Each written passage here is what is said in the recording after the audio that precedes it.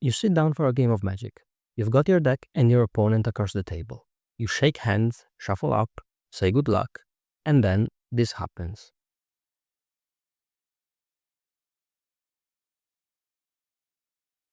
You look up and think, they always have it, but do they really? What are the actual odds of that happening? In this video, we are going to find out. We'll look at the real probability of starting a game of Magic the Gathering with both Great Furnace and Goblin Tomb Raider in your opening hand, and see whether that infamous phrase, they always have it, actually holds up to math.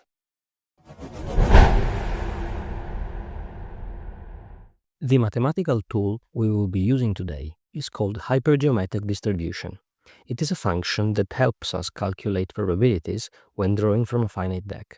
Basically, it tells us how likely it is to get specific cards in your opening hand. In our case, we'll define X as the number of Great Furnaces and Y as the number of Goblin Tomb Raiders. We are not going to dive too deep into the math in here. If you want all the technical details, check out the paper linked in the description below. For now, let's focus on the first scenario. The probability of starting with one Great Furnace and one Goblin Tomb Raider in your opening hand. When we plug those numbers into the formula, we get a probability of 10.77%. That's noticeably lower than the 14% figure you might have seen mentioned here and there. So why the difference? Let's find out. What we have just computed is the probability of having exactly one Goblin Tomb Raider and exactly one Great Furnace in your opening hand. But we are interested in the probability of having at least one of each. In this scenario, the unknown cards in your hand, the ones that we haven't counted yet, could also be copies of Great Furnace or Goblin Tomb Raider. To account for this, we sum up the probabilities of all the possible combinations of Goblins and Furnaces in a 7-card hand. When we do this, we get a probability of about 14.54, which is roughly 1 in 7 hands. Rounded properly, it's easier to say that the probability is 15%, the theoretical chance of having the combo in your opening hand. Now, theory is one thing, but it's always good to verify it statistically. So, to make sure our math really checks out, we ran a Monte Carlo simulation. In our example, we simulated drawing 500,000 hands of Magic and counted how many of them contained both the Furnace and the Goblin. We then divided the count by the total number of hands to calculate the observed probability, essentially looking at the fraction of hands that actually contain the combo. As the number of simulated hands grows, the observed probability begins to stabilize and eventually converges right towards our theoretical value.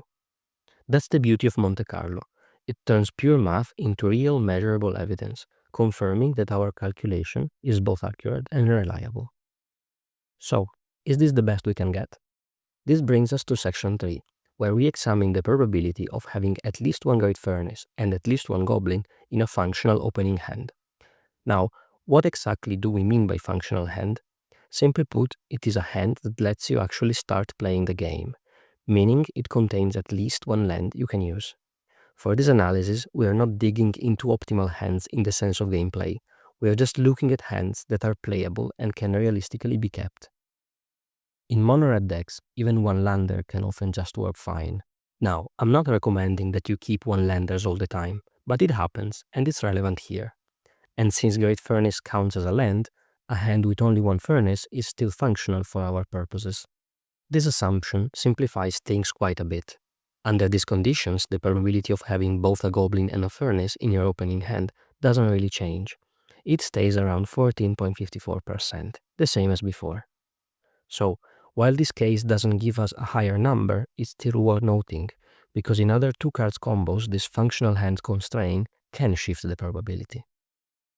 So far, we've only talked about being on the play, meaning we go first. But what if we are on the draw? In this case, we get to see one extra card before starting our first turn, and that extra card can make a big difference. It might be just enough to assemble the combo. So, naturally, we can expect the probability to be a bit higher. To analyze this, we split the situation into 3 cases. Case A, the combo is already there. This is the same as before. We open a hand that contains already at least one Goblin and at least one Furnace. We've already computed this probability, about 14.5%. Case B, we draw the missing Goblin. Here, our opening hand has a Great Furnace, but no Goblin Tomb Raider. Then we get lucky and we draw the Goblin as our first card of the game. The probability is small, around 1.9%, but it's still a positive contribution. Case C, we draw the missing furnace. This time, we start with a Goblin Tomb Raider and at least one mountain. Having a mountain in hand ensures it's functional, because we have a land we can play right away, so this hand we'd probably keep. Then, we draw a Great Furnace on our first turn. This adds another 1.6% or so. Since these three cases are independent, we can add them together. Doing that gives us a total probability of about 18.1%. That's roughly 1 out of every 5.5 hands when we are on the draw. That's a noticeable jump just from drawing one extra card. As we've said before, not every hand in Magic is a keep, so it's worth asking what happens if we start taking mulligans. By mulligans, I mean we are intentionally reshuffling and drawing again, hoping to find the combo, while still being on the play. For the purpose of this analysis, we'll assume that we're deliberately mulliganing for it, just to understand how much the probability actually increases. We start with our first 7-card hand. There are two outcomes. Either we have the combo, which happens 14.54% of the time, or we don't. If we don't, we take a mulligan to 6. Again, two outcomes. Either we find the combo this time, or we go even further, mulligan to 5. The process continues, forming a fail success tree, until we finally hit a hand with the combo. In practice, as an aggressive deck, we don't usually mulligan more than 3 times, because hands smaller than that are rarely playable. Using this decision tree, we can compute the cumulative probability of having the combo after a certain number of mulligans. The math works out like this. 0 mulligan, 14.54%. 1 mulligan, 26.97%. 2 mulligans, 37.59%. 3 mulligans, 46.67%. So, if we're really determined and mulligan aggressively, by the time we've gone down to 4 cards, we are looking at almost a coin toss, about 50% chance to open the game with the combo. But there's an important disclaimer here. Those percentages are cumulative probabilities, not the odds for a single hand. Let's clarify that. If you draw your first hand of 7 and miss the combo, your next hand doesn't suddenly have a 27% chance.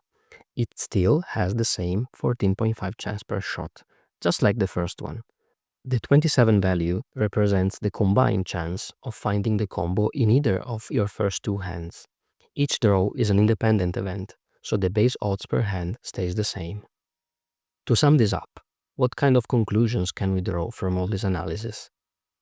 The key takeaway is that for every opening hand of 7 cards, we have about a 14.54% chance of drawing both Great Furnace and Goblin Tomb Raider.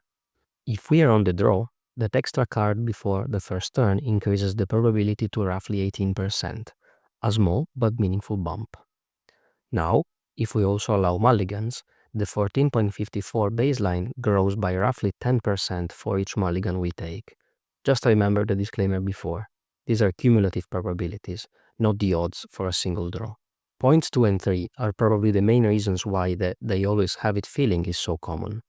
Most players only remember the 14% base rate, but in real games, we have to consider the effect of being on the draw and the impact of mulligans, which both increase the total likelihood.